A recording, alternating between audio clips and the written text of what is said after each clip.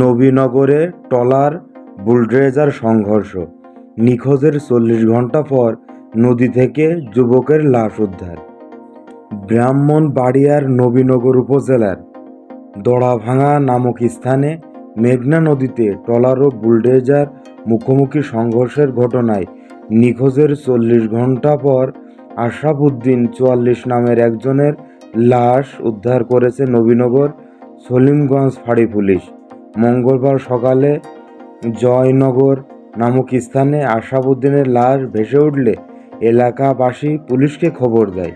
পরে পুলিশ লাশটি উদ্ধার করে নিহতদের বাড়ি নারায়ণগঞ্জের সোনারগাঁও উপজেলার মহজমপুর গ্রামে। সে ওই গ্রামের ইউনুস মিয়ার ছেলে।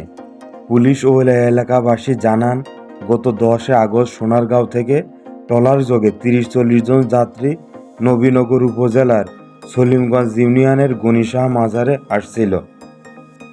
পথে মধ্যে সন্ধ্যা 7টার দিকে দড়াভাঙা নামক স্থানে ট্রলারটি আসলে বুলডোজারের ধাক্কায় যাত্রীবাহী ট্রলারটি পানিতে তলিয়ে যায়।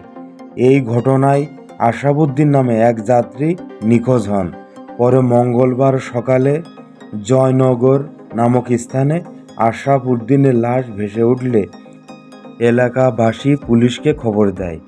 সলিমগঞ্জ ফাঁড়ি পুলিশ লাশ উদ্ধার করে ময়নাতদন্তের জন্য ব্রাহ্মণবাড়িয়া জেলা হাসপাতালের মর্গে প্রেরণ করেন। সলিমগঞ্জ পুলিশ ফাঁড়ির ইনচার্জ এসআই আসাদ বলেন, নিখোঁজ ব্যক্তির লাশ উদ্ধার করে ময়নাতদন্তের জন্য জেলা মর্গে পাঠানো হয়েছে। ময়নাতদন্তের পর পরিবারের কাছে লাশ হস্তান্তর করা হয়েছে।